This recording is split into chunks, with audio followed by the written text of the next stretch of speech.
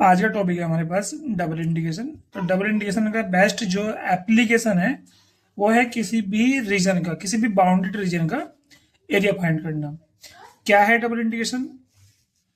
देखिए, double indication a base क्या होगा? ए होगा f x y d x d a, that is a to b f one x f two x f x y d x d Y.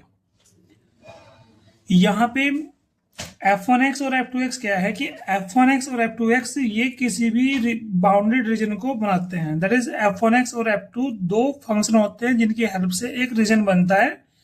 अगर हम ये x x के symmetric बना रहे हैं तो a टू b हो जाएगा, और y एक्स के सिमेट्रिक बना रहे हैं तो यहाँ से यहाँ पे वेरी करेगा। लेकिन अगर हम यहाँ पे x एक्स से सिमेट्रिक बना रहे हैं तो ये आपका यहाँ से ये हो जाएगा। ठीक है, दिस इज यहाँ पे हो गया a और दिस इज यहाँ पे हो गया b। ये a से b तक का रीजन होगा और इन दोनों फंक्शन की हेल्प से बनेगा।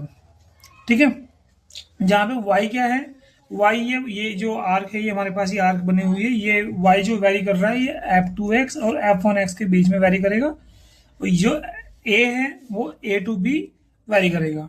तो ये पूरा सिस्टम जो है ये हमारे पास है डबल इंटीग्रेशन।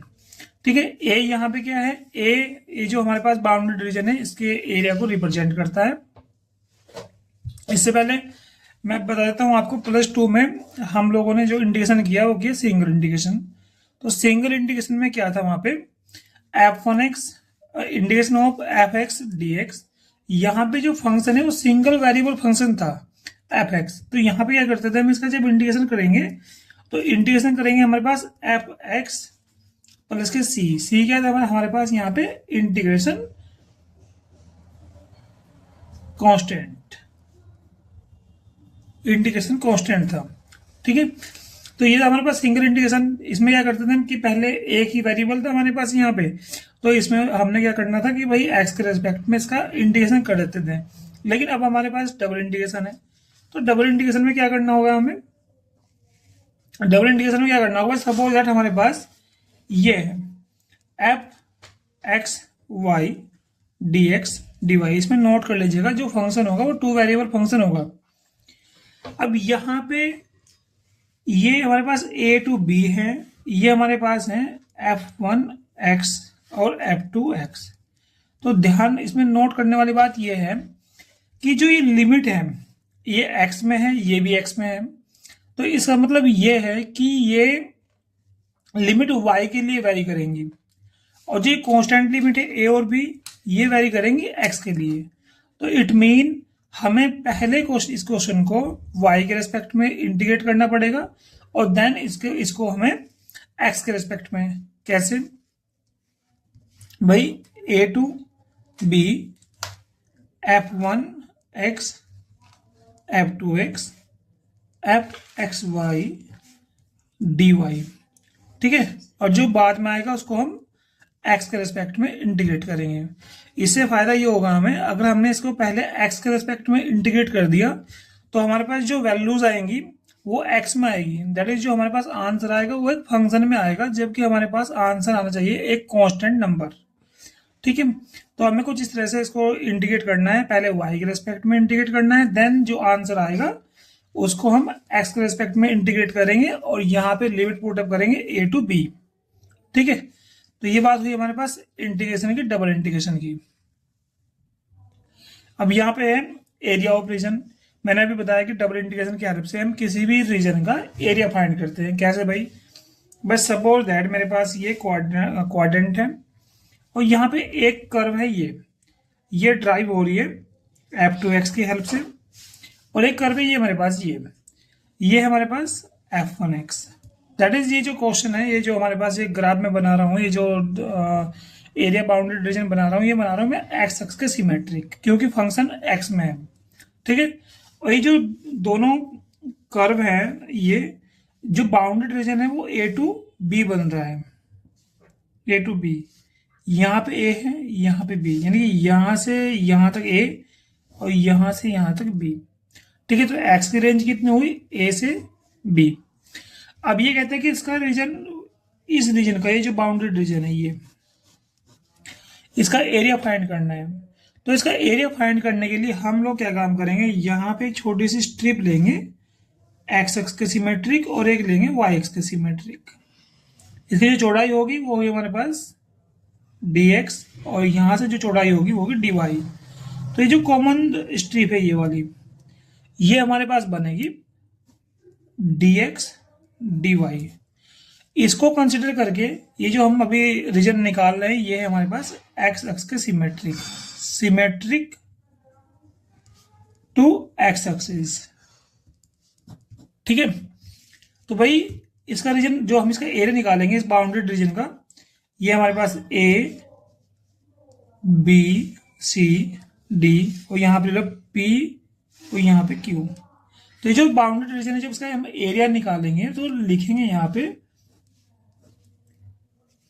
dx dy, ये वाला छोटा सा पार्ट dx dy पूरे को रिप्रेजेंट करेगा। यहाँ पे जो लिमिट होगी मैंने आपको बताया ये एक्स अक्स सिमेट्रिक है। अगर ये एक्स अक्स के सिमेट्रिक है तो इसमें जो x की लिमिट है वो कांस्टेंट लिमिट रहेगी a टू b, और जो ये फंक्शन में लिमिट है f2x और f1x ये लिमिट काम करेंगी y के लिए, दैट इज f1x और f2x। ठीक है, तो इस तरह से हम इस क्वेश्चन को, ये जो बाउंडेड रीजन है इसका हम एरिया निकालेंगे a to b f1x f2x dx dy। ठीक है, इसको हम दूसरे एंगल से भी कर सकते हैं। भाई सपोज दैट हमारे पास ये बाउंडेड रीजन है कुछ इस तरह से, इस बार हमारे पास बाउंडेड रीजन क्या है, जो फंक्शन है वो y में है, कुछ इस तरह से है। ठीक है, तो इसमें हमें क्या करना है भाई, और ये जो बाउंडेड रीजन है ये कहाँ से कहाँ तक है भाई, ये हो जाएगा हमारे पास c से d, और ये जो फंक्शन है ये हमारे पास है y f2y, और ये जो फंक्शन है ये हमारे पास है f1y। फिर वही हमारे पास यहाँ पे एक स्ट्रिप लेंगे, एक स्ट्रिप यहाँ पे लेंगे, जो ये हमारे पास ये जो छोटा सा रीजन है ये होगा हमारे पास dx dy होगा। अब इसका हम बाउंडेड रीजन का एरिया फाइंड करेंगे तो ये हो जाएगा हमारे पास, ये हो जाएगा c टू d, और ये हो जाएगा हमारे पास f1y and f2y dx dy। ठीक है, इसमें नोट करने वाली बात ये है कि ये जो वाला पार्ट है ये हमारे पास है, इस बार जो एरिया निकाल रहे हैं हम लोग यहाँ पे ये निकाल रहे हैं वाई एक्स के सिमेट्रिक टू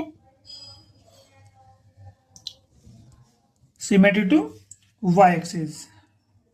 ठीक है, कौन सी भाई, वाई एक्स के सिमेट्रिक, इसको निकाल रहे हैं।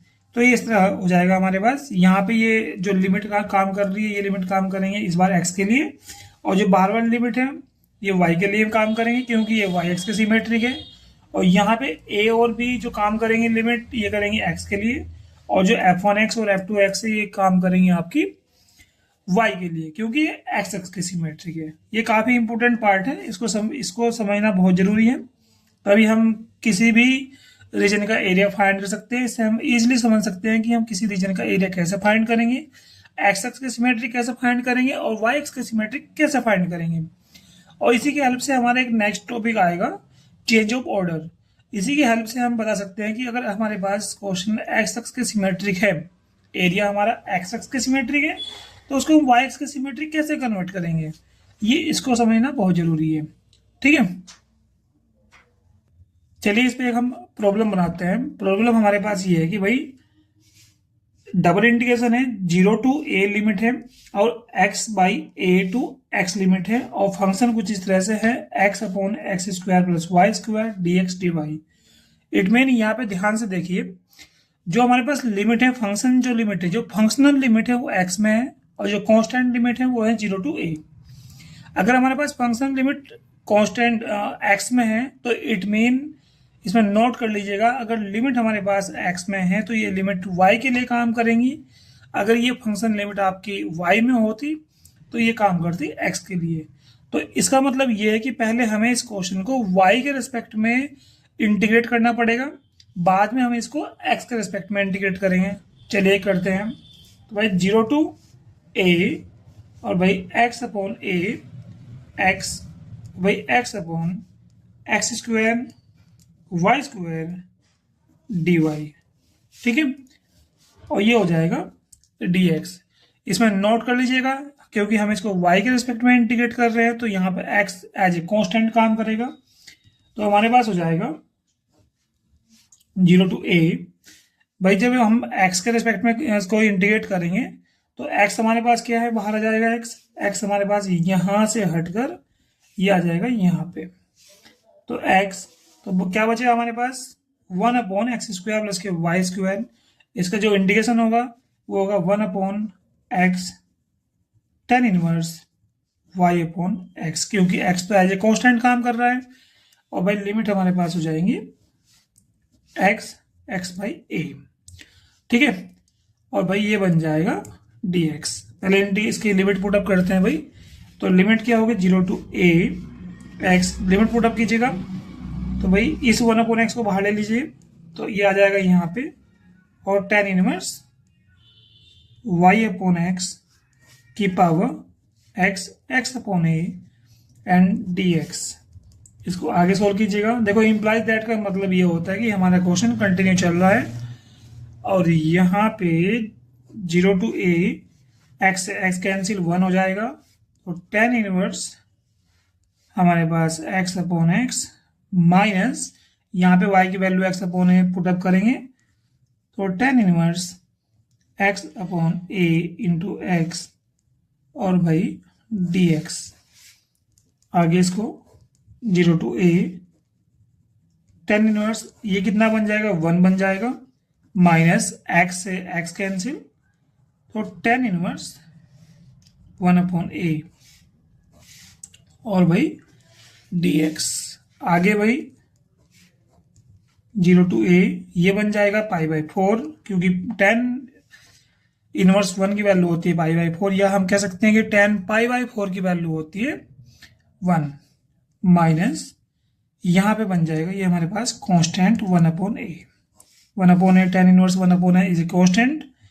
अब हम इसको इंटीग्रेट करेंगे x के रेस्पेक्ट में, तो ये बन जाएगा हमारे पास। भाई ये पूरा पूरा पार्टी हमारा क्या है, कांस्टेंट है, ठीक है। तो इसको बाहर ले लीजिएगा, माइनस tan इनवर्स 1/a और ये बन जाएगा हमारे पास x, और x की लिमिट बन जाएगी a टू 0 टू a, ठीक है। तो हमारे पास बन गया यहाँ पे। लिमिट पुटअप करो भाई इसमें। तो भाई लिमिट जब पुटअप करेंगे यहाँ पे a-0 बनेगी, यानी कि a आ जाएगा। तो a into π/4 minus tan inverse 1/a। Also you can say πa/4 minus a tan inverse 1/a। ये इसका आंसर हो जाएगा, ठीक है। अब यहाँ पे नेक्स्ट प्रॉब्लम है हमारे पास, find the area bounded by the 2 parabola. भाई पैराबोला हमारे पास 2 हैं यहाँ पे। एक तो इसको सोल्व करते हैं, इसका एरिया फाइंड करेंगे हम लोग। x² टू y, दूसरा है हमारे पास y² टू x। तो यहाँ पे 2 पैराबोला हैं। तो ये कहते हैं कि इन दोनों पैराबोला के जो बाउंडेड रीजन होगा इसको हमें फाइंड करना है। जो रीजन होगा उसको फाइंड करना है, उसका एरिया फाइंड करना है। तो भाई देखते हैं, चलो भाई y² to x, that is हमने एक क्वाड्रेंट बनाया, और y² टू x इसका मतलब हुआ ये कुछ इस तरह का पैराबोला। और x² टू y ये हमारे पास पैराबोला होगा y का सिमेट्रिक, कुछ इस तरह से। और हमें क्या करना है, हमें ये जो रीजन है, ये बाउंड्री रीजन है, ये फाइंड करना है, ठीक है। चलिए करते हैं। तो सबसे पहले इसका रीजन फाइंड करने से पहले हमें इसका इंटरसेक्शन पॉइंट पता होना चाहिए। पहले तो सबसे पहले मैं देख रहा हूँ यहाँ पे ये ओरिजिन पॉइंट सेटिस्फाई कर रहा है, क्योंकि 0 0 ये सेटिस्फाई कर रहा है। तो भाई सबसे पहले इंटरसेक्शन पॉइंट क्या है, 0 0 है। अब ये पॉइंट निकालते हैं, ये वाला पॉइंट क्या है। तो भाई यहाँ पे ऐसा कर लेते हैं कि x की वैल्यू क्या है, ये इक्वेशन नंबर 1 है और ये इक्वेशन नंबर 2। तो x की वैल्यू यहाँ से इसमें पुटअप कर देते हैं। तो भाई x² टू y है, और x की वैल्यू इक्वेशन नंबर 2 से मैं इसमें पुट करता हूँ। तो y² का whole square equal to y, और ये बन जाएगा मेरे पास y4 y और y4 minus k y equal to 0, y common, तो y cube minus k1 equal to 0, तो y equal to 0 and y cube minus k1 equal to 0 और y minus k1 और y प्लस के हो जाएगा y square plus के y plus के 1 is equal to 0। तो इसको जब मैं सोल्व करूंगा तो यहाँ से कॉम्प्लेक्स नंबर मिलेगा, लेकिन y माइनस के 1 क्या है, 0 है, तो y equal to 1। If x equal to 0 then x equal to 0। अगर y की वैल्यू 0 है तो x की वैल्यू भी 0 होगी, कोई सी भी इक्वेशन ले लीजिएगा। लेकिन अगर y की वैल्यू 1 है हमारे पास, तो इक्वेशन नंबर 1 या 1 नंबर 2 से ले लीजिए आप भाई। इफ y इजकल टू 1 सो हमारे पास एक्स स्क्वायर इजकल टू आ जाएगा 1 और x इजकल टू आ जाएगा हमारे पास, ये आ जाएगा हमारे पास 1। ठीक है, यानी कि ये जो इंटरसेक्शन पॉइंट है ये हमारे पास क्या है, 1 1। ठीक है, ये हमारे पास आया 1 1।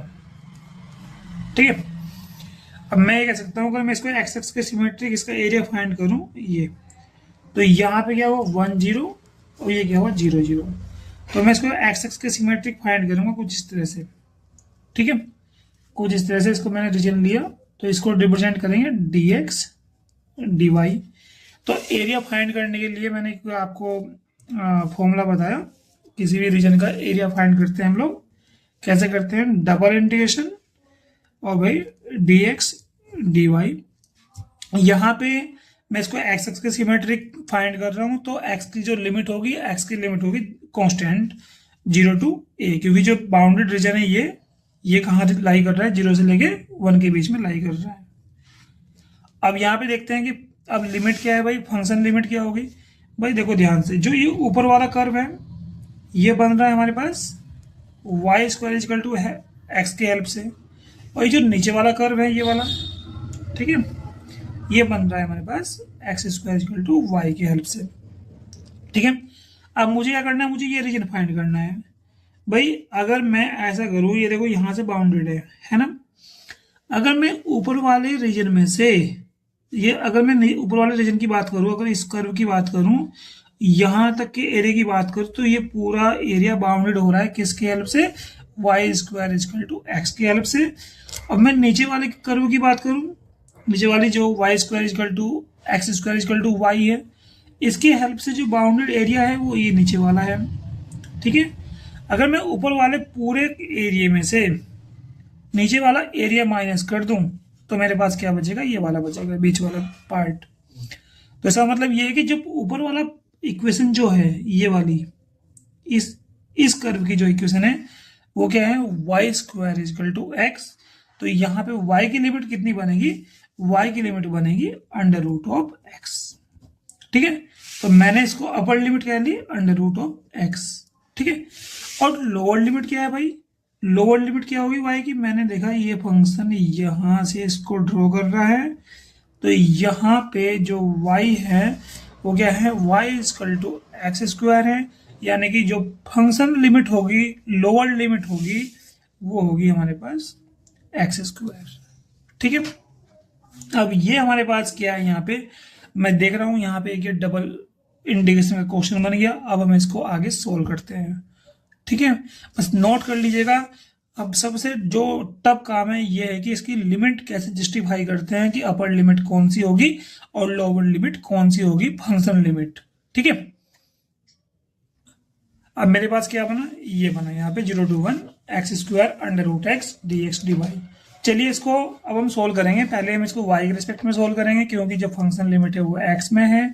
तो भाई सोल्व करते हैं इसको 0 to 1 और भाई x square under root x और भाई डी वाई, और यहाँ पे बन जाएगा डी एक्स।